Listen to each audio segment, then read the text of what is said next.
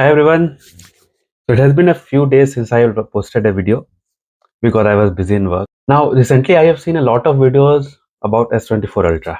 Basically people are posting videos about switching from iPhone to S24 Ultra. So I thought of posting a video on S24 Ultra and give you my honest opinion of how has been the experience in the past 3 months. So I got this phone on the day of launch and I have been using it as my daily driver. And also, as you have seen in my previous videos, I had the S24, the little one basically, the Nothing Phone 2A, I have the Fold 5, and I also got the A35.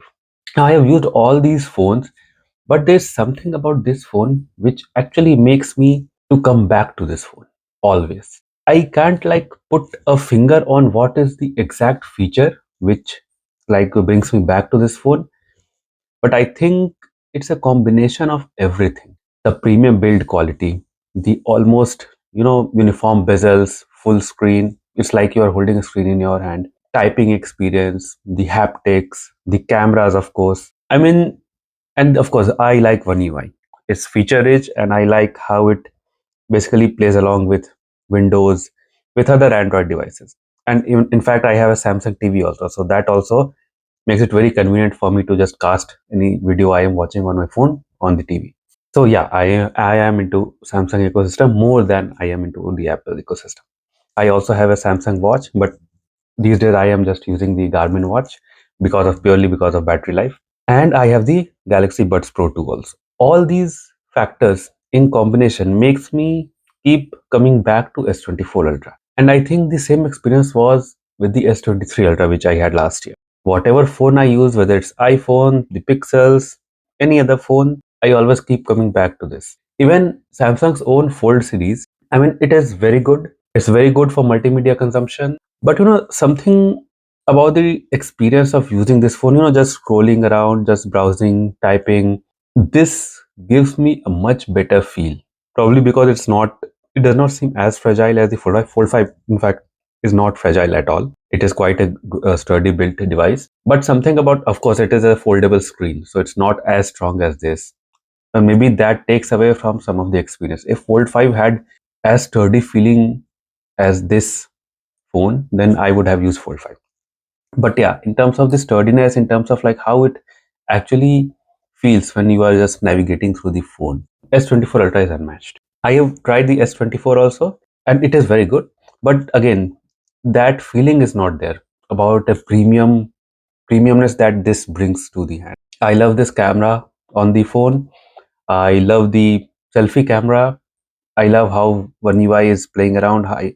And I have not actually used the new AI features that have come with this, but maybe it is useful for once in a while. Yeah, and I do use the S Pen, and again, it's not every day, but generally, like if I just need to note down something, or I'm in a meeting, I forgot my notebook, so then I just take it out and then just scribble away.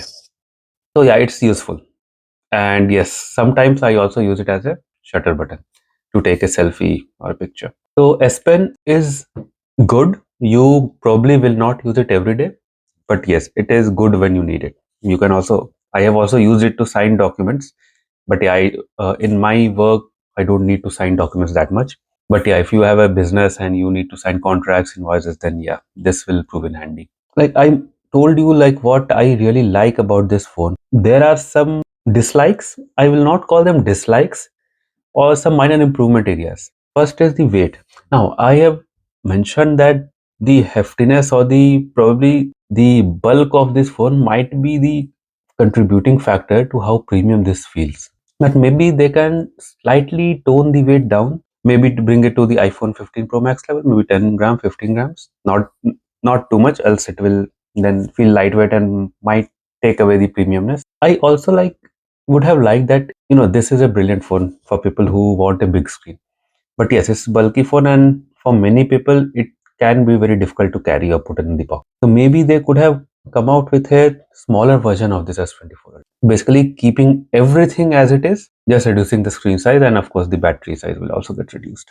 Maybe a 6.2 inch, 6.3 inch screen. But yeah, I mean, if they do this, probably the S24 will become irrelevant. I don't know. I mean, this should have been considered. because I know many people would have liked to have a similar powerful features in a smaller package, but it is what it is. Now what I'm also thinking is that probably I will soon buy an iPhone 15 Pro Max.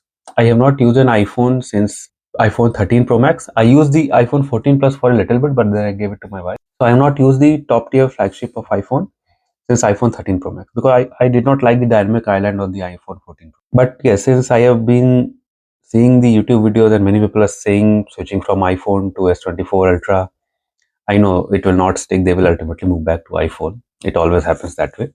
I wanted to try the iPhone 15 Pro Max. Maybe I will get it in a day or two, and then I will post like how has been my experience from using iPhone coming from an S24 Ultra. So let me know in the comments if you guys would like to see that video. And yep, that's all I wanted to share. This was just my honest review of how has been my experience.